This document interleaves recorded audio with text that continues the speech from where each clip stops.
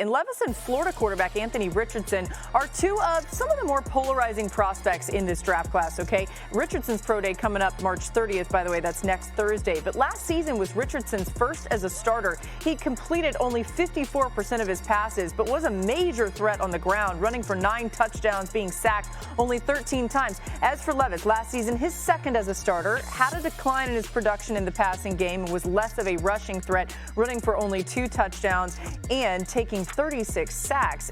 There were differences in the teams, too, there for Levis, which is a big piece of it. But, Tim, when looking at those two quarterbacks, Levis and Richardson, which would you feel more comfortable drafting? I would feel way more comfortable drafting Will Levis. And the reason I say that is just the experience factor. Look, Anthony Richardson's ability is undeniable. I mean, and much of it you can measure.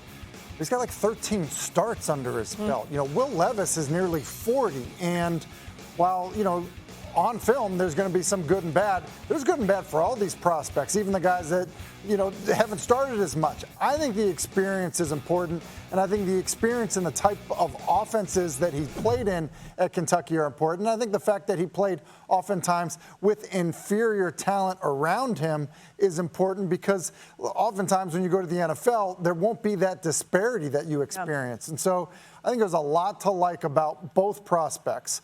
But I think that Will Levis's experience, as well as his toughness, is something that I would be excited about.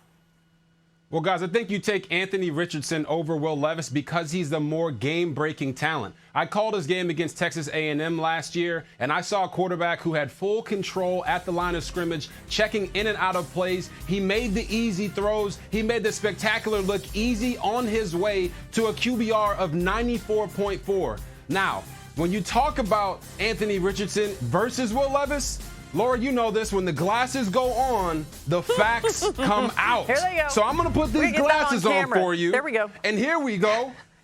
Looking at their numbers, all right? 4 games for Anthony Richardson with a QBR greater than 90. Will Levis had 1. Anthony Richardson had 4 games with a completion percentage less than 50%. Will Levis had 1.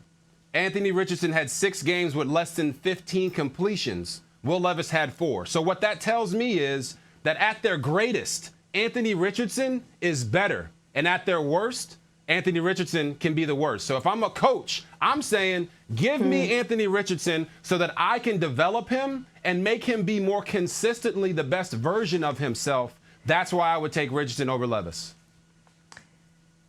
Well, now I'm just wondering, when you're not wearing your glasses, are you being counterfactual and should we be listening to you? I knew Mina was going to say that. I guess kind of the deciding vote here. I do prefer Richardson. I think there's a lot to like about both. But for me, with Richardson, you know, we talk a lot about his upside and the ceiling, but I think something that sometimes gets a little bit under-recognized is how his athleticism actually gives him a floor, especially in today's NFL, where you have so many coaches and schemes, unlike even just a few years ago, who are willing and able to make the most of that. I think about Justin Fields last year, where his rushing ability gave him a floor as he continued to work on the passing side of his game. It also, you know, it's not just about the designed runs. When we put up the comp there, one number that really jumped out to me was the contrast in sacks. Richardson had only 13, Levis had 36. Now, again, some of that was pass protection, but Richardson is very good at evading pressure, which is probably my favorite quality of his as a quarterback. And so in the right situation, I think with some time to develop, he has the potential to be truly special.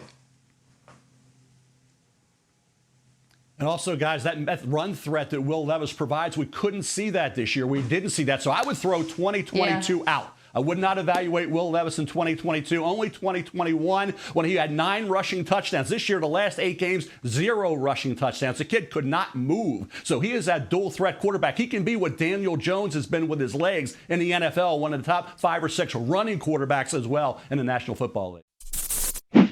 Thank you for watching ESPN on YouTube. For live streaming sports and premium content, subscribe to ESPN+.